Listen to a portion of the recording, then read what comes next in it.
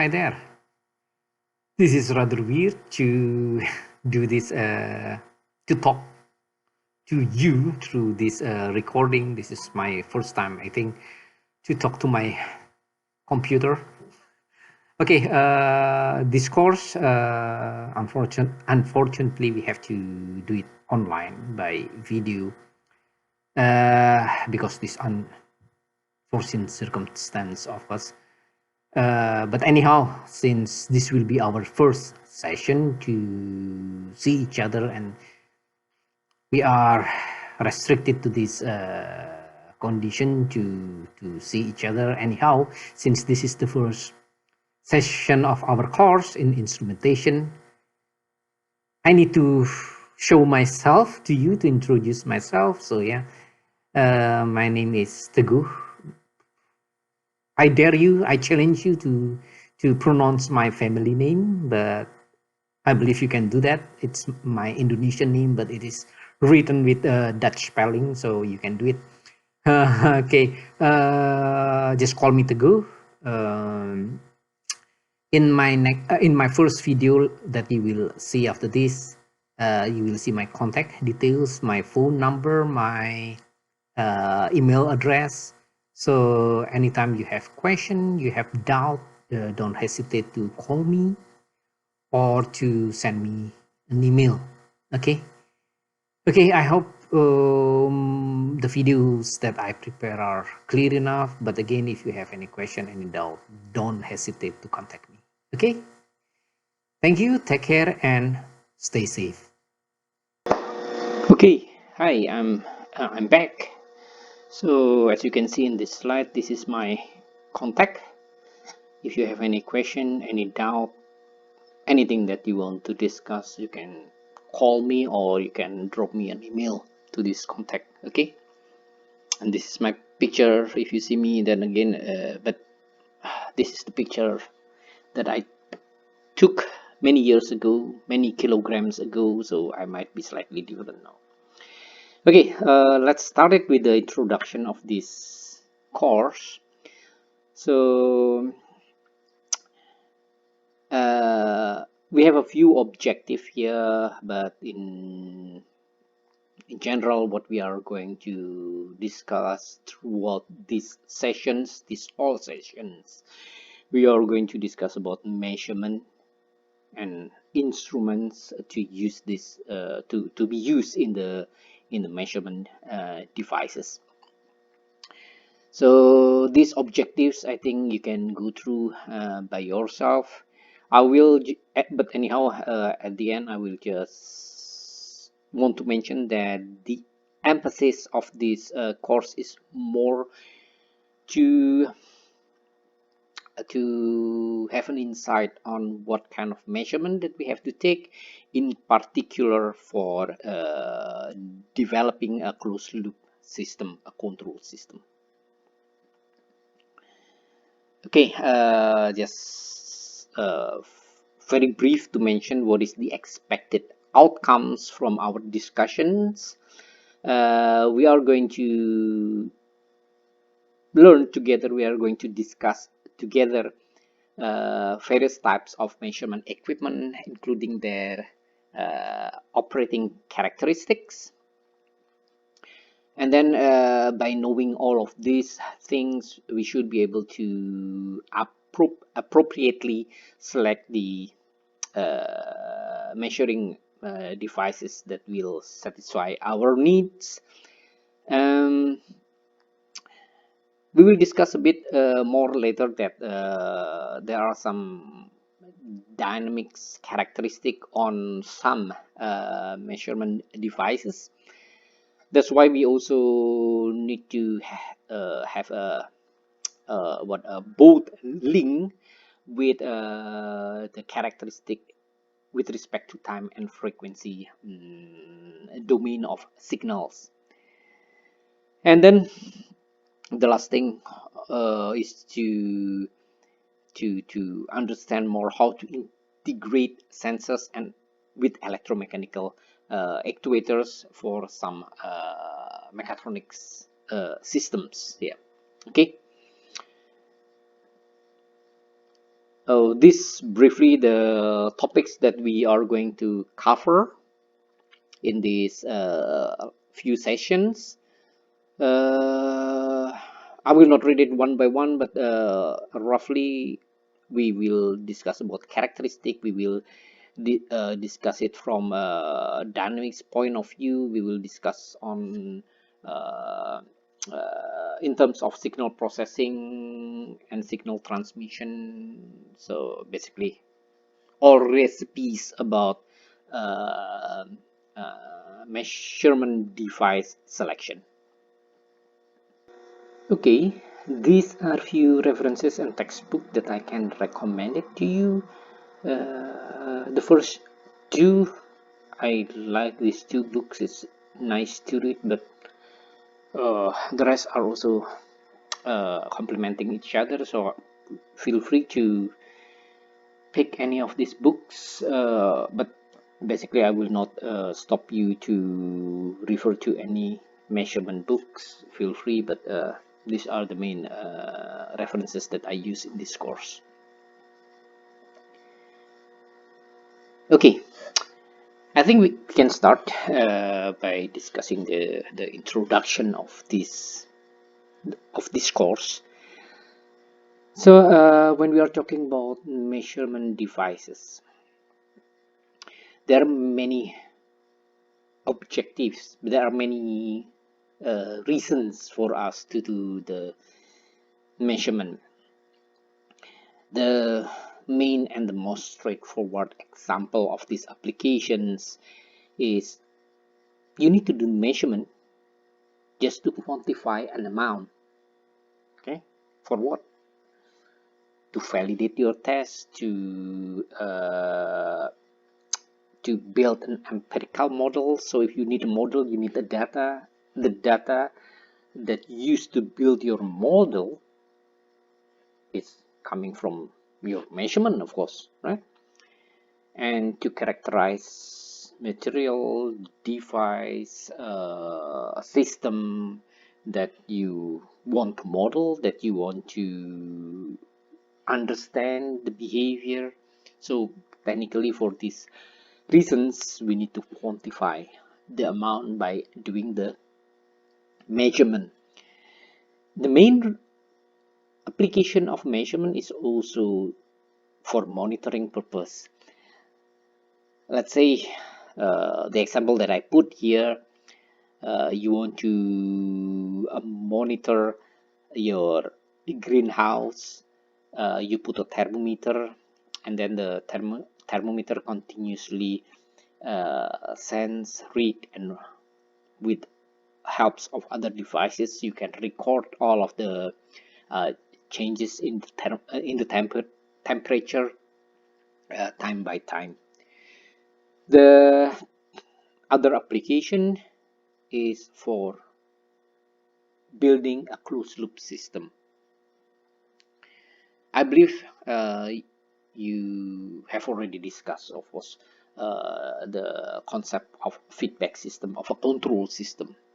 If you want to control, if you want to develop a control system, the system that you need to control, you need to regulate it with a controller. But how the controller will regulate your system? It needs to have a sense on the output of your systems, right? How do you know the output of your system? How do you know the state of the output of your systems? By measure it using measurement device.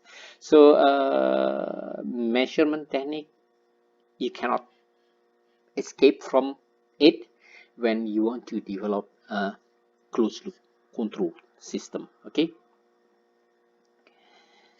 this is an example. I want to highlight a control system in particular, mainly in the relation of measurement instrumentation.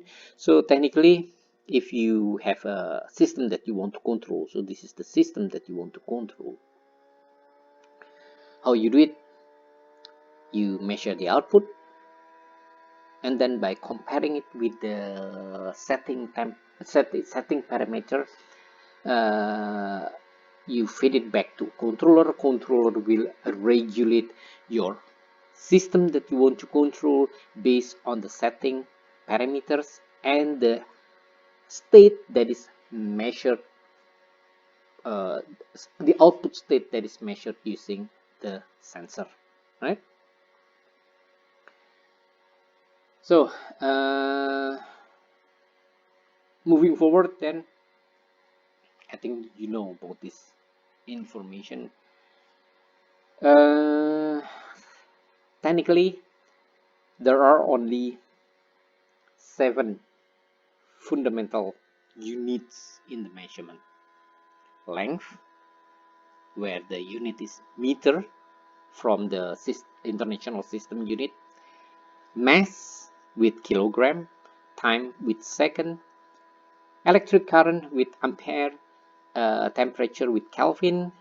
Luminous intensity using candela, and matter with mole. So these are the 7 basic units in the measurement. But of course, we have other units other than these 7. Those are the derived units, like frequency, for instance. Frequency, as you know, the unit of frequency is hertz, but technically, what is hertz? Hertz is the inverse of second. So hertz is derived from the 7 basic units, one of the 7 basic units, which is second, where hertz is the inverse of second. Energy, joule, it's derived from 3 basic units: meter, kilogram, and second, as well as volt and any other units. In the past, apart from these 7 basic units, they categorize another supplementary units, where those are radian, angle, to measure an angle, and steradian, where steradian basically is to measure the higher dimensional angle, solid angle. But apparently this category at the end is abolished because it is found that these 2 units, radian and steradian,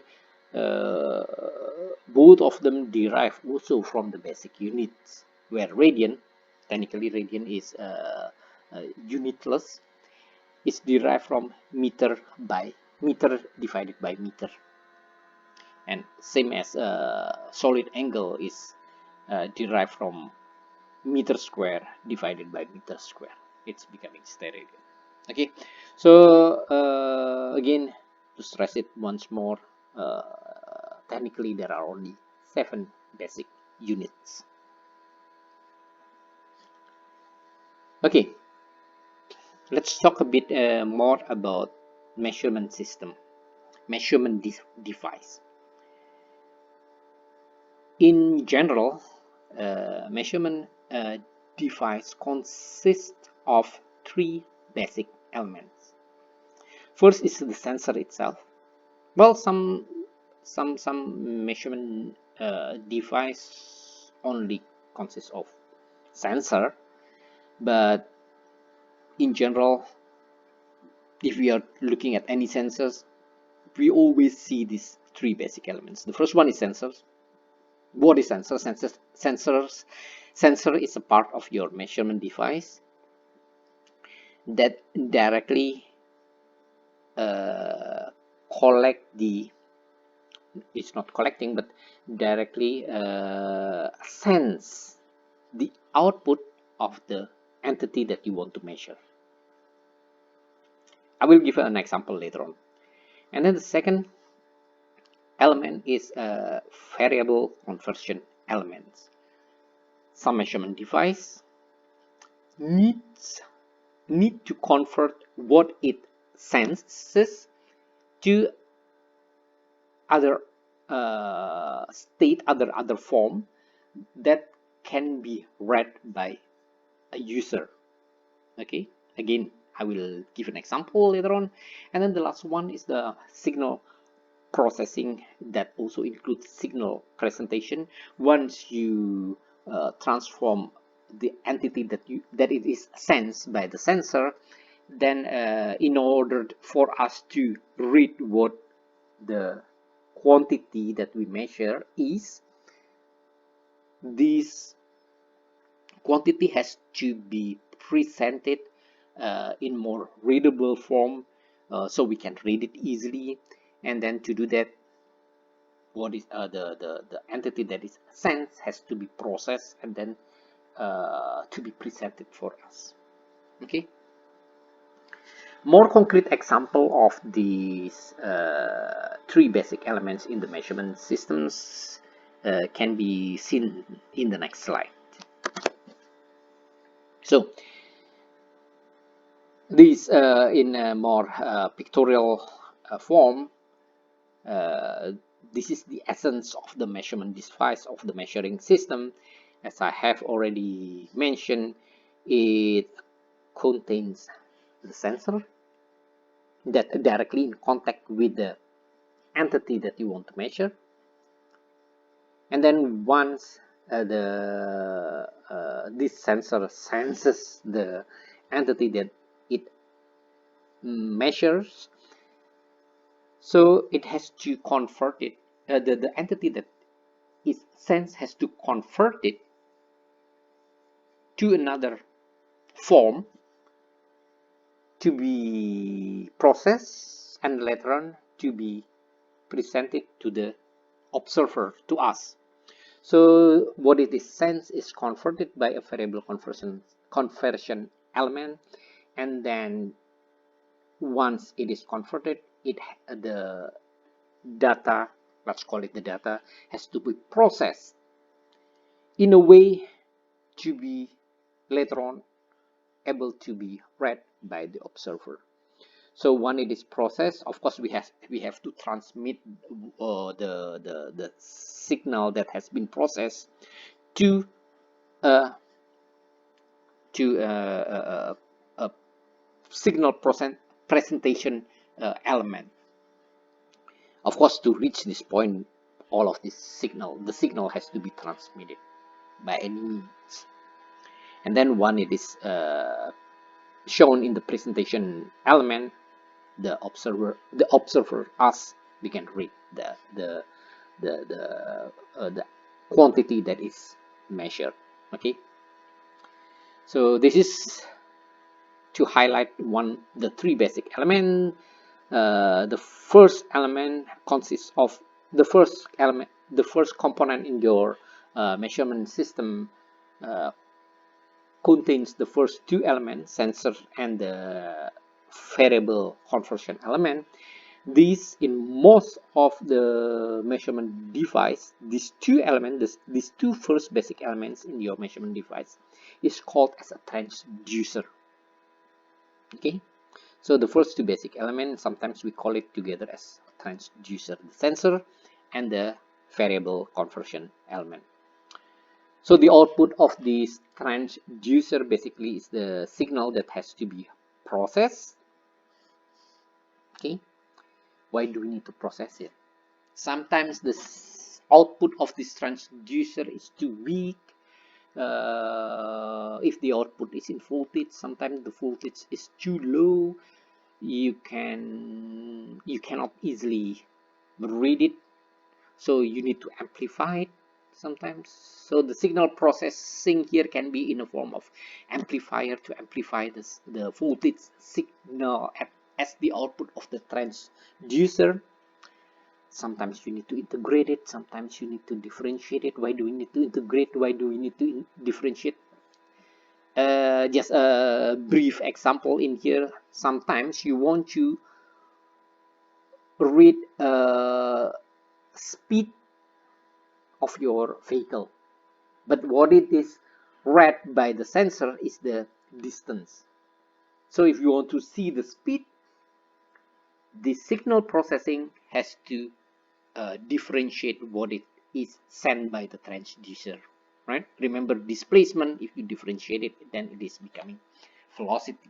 So this signal processing, if you have that case, the signal processing has to contains the differentiator. in that case. So this is an example why do we need a signal processing. Once the signal is processed, then it can be transmitted and then sent to the signal presentation or a recording to be able to the observer to read what it is sensed by the sensor. Okay, that is pretty intuitive in the sense. An example,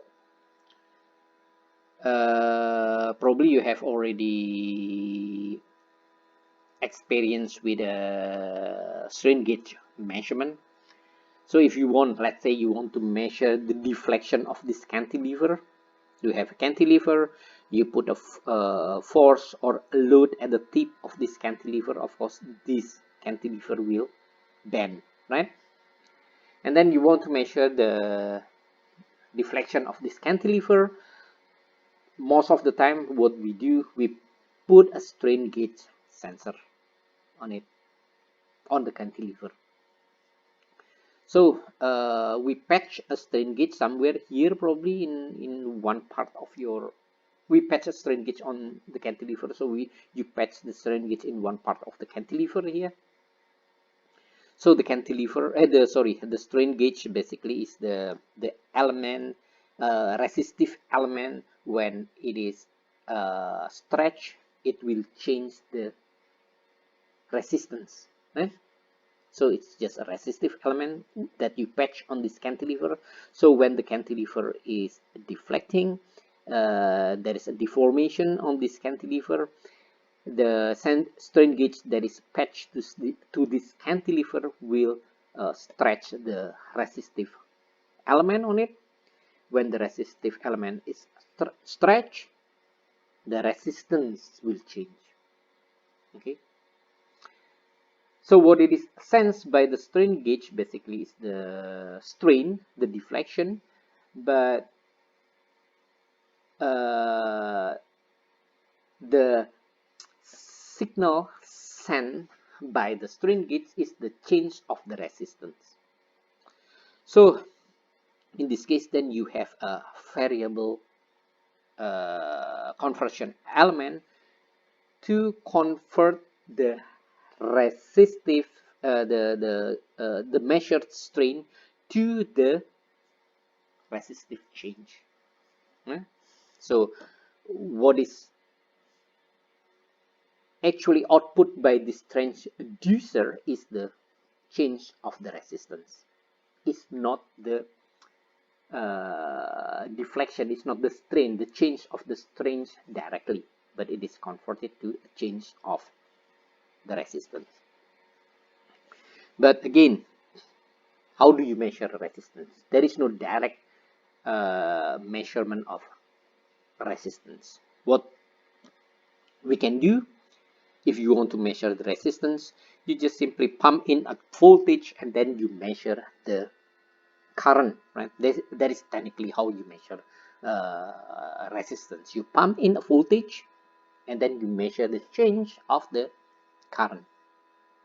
Technically, it should be linear. So if the resistance double, then the current, if you keep the voltage constant, then the current should also be doubled. So you use this kind of signal processing devices to measure the change of the resistance. And then the change of the resistance that is measured by the signal processing devices will be sent through a signal transmission to a signal presentation. But remember again, what is sent by the signal transmission is the output from the signal processing, which is technically what is measured is what is sent is the change of the resistance. So in this signal presentation, you need to calibrate it in such what that is actually read, which is the change of the resistance. You calibrate it in such what is presented is the cantilever strain, is the deflection.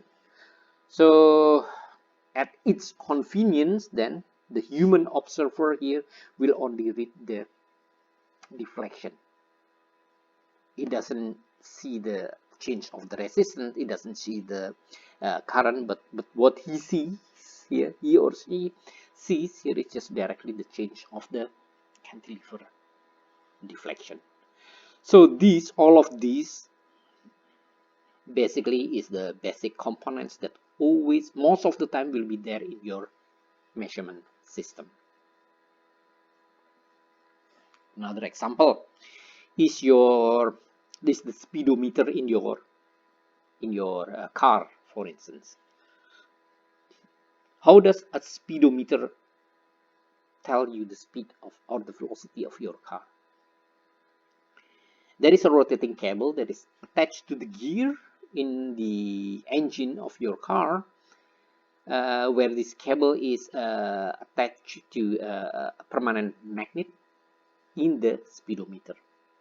So when the rotating cable is spinning, it will change the magnetic flux in your speedometer assembly.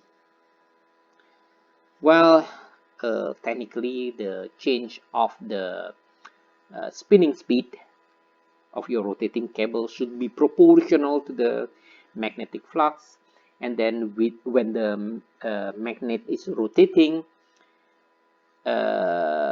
with some electronic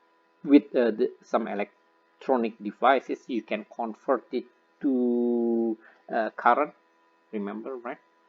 You can generate electricity by magnetic flux. So you convert it to the speedometer system will convert the magnetic flux to the current, and then you measure the current. So in short, then what you really see is the current, but this current is related to the spinning speed of this rotating cable, and then with some calibration, what you see that is essentially is the current. You calibrate it to the speed of your car. Okay, so that is the example of another measurement device. How about electronic speedometer? Technically it's also the same, but instead of using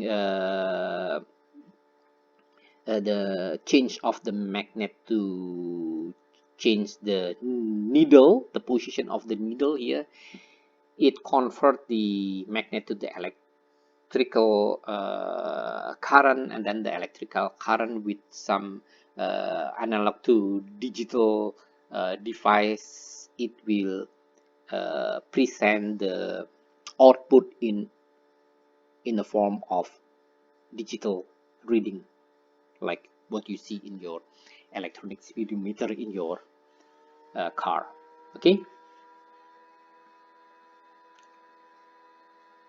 Okay, now the next question then, how do we select the measurement device?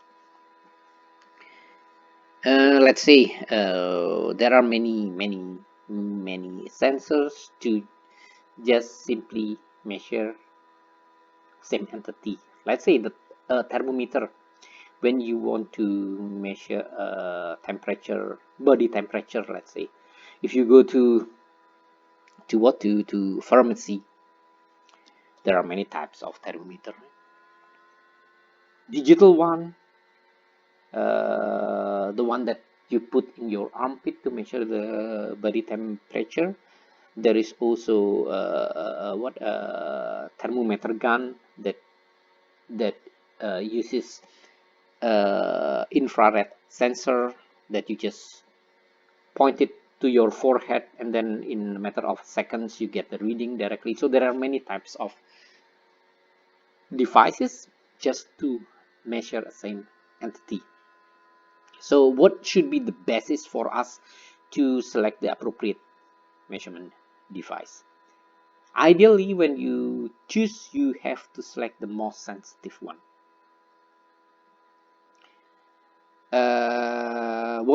so it has to be as sensitive as possible to the entity that you want to measure, but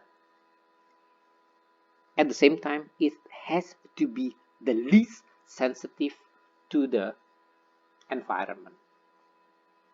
Taking an example of a thermometer that you use to measure your body temperature, it has to be as sensitive as possible to the change of your body temperature, but it has to be the least sensitive of the change of the environment temperature, right? In some measurement devices, there might be some disturbance that should affect your measurement. Let's say the simple example will be a digital thermometer again. Let's take the same example. But what I want to point it out here is the digital sensor. If you have a digital sensor, there will be an electronic component on it, right? And when you are measuring electronic entity, there always be some disturbance, either disturbance of the current measurement because of the effect of the environmental magnetic flux and everything. But whenever you measure current, there always be some disturbance. So this disturbance effect to the measurement process has to be minimized. So when you select a measurement device, you have to select one which least effect of the disturbance to your measurement. Okay, so that will conclude what we have just discussed. But in general, what I want to highlight in this first discussion is that the system consists of sensing part, signal conditioning, and signal processing. Well, in the previous slides, I mentioned it as a signal processing element. And the last one is the data presentation element to help the user, the human observer, to interpret what he or she measures. Okay,